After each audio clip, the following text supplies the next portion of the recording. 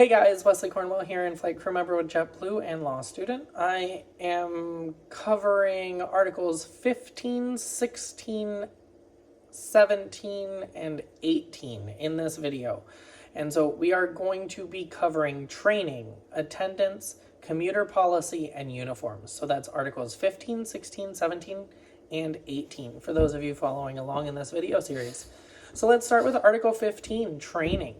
Paragraph A talks about CQT, right? Your continued quarterly training. It's neutral. It's basically the same as what we already have. Continuing qualification training. There's no real change in that, okay? Paragraph B is other training. So remember when JetBlue decided that we needed 3 days to learn how to push carts and say, as it turns out, instead of unfortunately?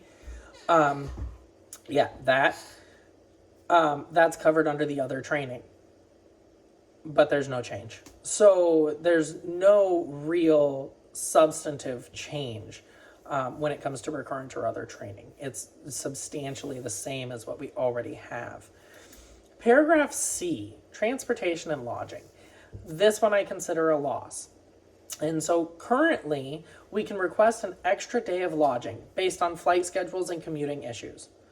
This is eliminated in the contract, okay? It is a flat no regardless of the situation. There's no allowance for company discretion to approve additional requests that do not fit into the timeline. And this is going to be an issue for anyone who commutes to training, who does not live in base and then go to training. And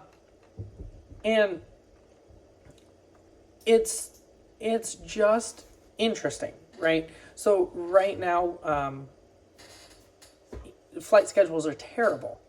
And so it's kind of hard to fly in on the same day as training, even when you start later in the day.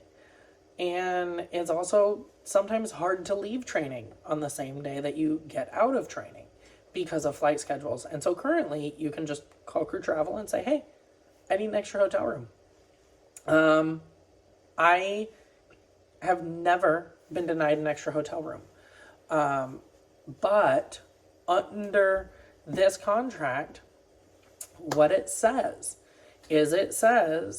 that lodging will be provided the day prior to training only if training and traveling from your base would be scheduled to exceed 14 hours of duty on the training day. So only if it's going to take you 14 hours to get from your base to Orlando, you get a hotel room before training. And so that's an issue. It's a loss because it does not say that in-flight crew members could request an extra day of accommodations if they can show that they can't get home or can't get out, something like that. And so, and when does duty start? When does it end? There's a lot of questions there. Language needs to be cleared up, and it's a loss unless we get the option to request an extra night hotel room. And that brings us to Article 16, attendance. So again, we'll go through this paragraph by paragraph. Okay. Paragraph A is the reporting procedure. It's neutral. It's the same as what we already have. Contact crew services. If you can, use jet crew. Okay. Paragraph B, timeliness of reporting. This is another one of those IBBS situations. So it says sick calls must be made to crew services at least 2 hours prior to the original scheduled report time. Okay. And then sick calls for an in-flight crew member on reserve must be made to crew services 2 hours prior to the start of the assignment. We basically already have that, right? That's the difference between a short call. The difference here is because it doesn't mention what happens if you call within 2 hours, that can be automatic PG. Okay. And so there's a lot of this talk about, well, it needs to be black and white. It needs to be black and white. It needs to be black and white. Eliminate the gray, eliminate the gray, eliminate the gray. Well, this is a kind of a casualty of locking that in so much and then not adding more language. Sick calls must means you have no option, be made at least 2 hours prior to your original assignment, period. If you're within 2 hours and you call out sick, that can be PG. And it more than likely will be, because the company is going to interpret it in the way that is best for them. And there's no way for us to argue against that right now with how it's currently worded. Then it says, failure to notify in accordance with the provisions of this article will be treated as specified in the IBBS. And so again, we're back to that IBBS, right? It's just going to refer you to a separate document that is not controlling. If it's not in conflict, it's not controlling. And since they didn't add that language to specify here, JetBlue could turn around tomorrow. We could sign this today. They could turn around tomorrow and say, if you report within 2 hours, it's automatic termination. Call within 2 hours, it's automatic termination. They can do that. And that would be perfectly acceptable. Okay, so that's something to look out for. Paragraph C, record improvement. Record improvement will be as set forth in the IBBS. Again, no protection here. None whatsoever. Because JetBlue can just turn around and rewrite the IBBS, and because it's the IBBS, they can create policies that are specific to in-flight that do not apply to the rest of the company. And they can make those really tight, and they can do that to kind of screw us. So just be careful. Every time you see IBBS mentioned in this contract, understand that whatever it's referring to in the IBBS is not controlled by this contract. Okay? Paragraph D, the 12-month roll-off, we already have that. And so it's neutral, right? Points fall off after 12 months. Like I mentioned, we already have that. Paragraph E, leave of absence approval, that's neutral. If you're on a leave of absence, of course, you're not accruing points for every day that you're missing. And then F is special circumstances. It's a loss of protection, but it could be neutral. So currently you can call your team lead and say, hey, I had X, Y, and Z happen to me. I really need you to work with me. This isn't a typical thing. It's a one-off situation. And your team lead can say, hey, fine, you know what? I know you. I know you're a good crew member. I know you work your ass off when you come to work, right? We're going to work with you this time because it doesn't happen all the time. Well, it allows for that to happen under paragraph F, under special circumstances, because the only guidance there is special circumstances will be handled on an individual basis at the sole discretion of the company. And so the reason I say it's a loss of protection is because it can still allow favoritism, right? So JetBlue can deem any situation as a special circumstance, which allows them to handle that situation differently than what is in the contract. It kind of gives them carte blanche to do whatever they want there. And so that's a loss of protection. It kind of negates the entire purpose of the contract. So just be careful with that. I'm not saying that it's necessarily bad, right? Because if you have a good relationship with your team lead and you have a good work history, and then great, you can ask for special treatment and probably get it. But if you don't have all those things, it's kind of unfair. Paragraph G, it talks about no-shows. It's neutral. It's the same as the current no-show, but it's as defined in the IBBS. Okay?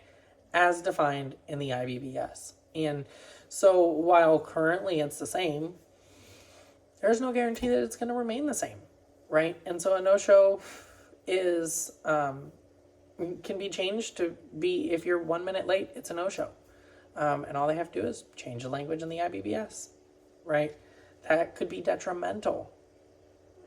Okay. Paragraph H, I also label as a loss of protection, but could be neutral with its actual impact. The dependability program set forth in the, you guessed it, IBBS will apply to the extent that it does not conflict with any provision of this article. Well, it can't conflict with any provision of this article because the entire article refers to the IBBS, so there's never going to be a conflict. Think about that for a minute. And so, okay, great, thanks, I think. It's a loss of, it's a loss of protection. Because one of the things that this contract was supposed to do for us is, well, one thing that was promised was to get rid of the point system. We kind of all knew that was never going to happen. But it was supposed to solidify some things. And it doesn't solidify anything when it comes to attendance, because everything with attendance, it just says, look at the IBBS, and the IBBS can be changed at the company's discretion. And so that concludes Article 16. So now we're going to go to Article 17, which is the commuter policy. We have been known for having kind of a decent commuter policy because it covers people who commute by any method, including if you live in base and drive across town. And some airlines don't do that. So we'll go through this. Paragraph A is neutral. It's the same as what we already have, right? Basically, the way that everything works is it's always going to be coded as a UNA first, and then you're going to have to ask for the recode, and you're going to have to show your evidence and things like that to get it recoded, okay? So that just kind of sets out how you go about that. But it's substantially the same as what we have, so it's neutral. Paragraph C is a gain, and the reason it's a gain is because you're now allowed 3 OOPs instead of 1 within a 12-month period. And so that's kind of nice, right? You can use 1 OOP every 4 months, essentially, if you were to average it out. You could use them 3 back-to-back if it's the middle of winter. So that's a solid gain. We get 2 more. Paragraph D is neutral. The Chelsea Bridge and the air train issues, as long as you report 45 prior, you can still use an OOP. That may have been a gain, just because it might have, I believe it may have reduced the report by 15 minutes. I think currently you have to report an hour prior.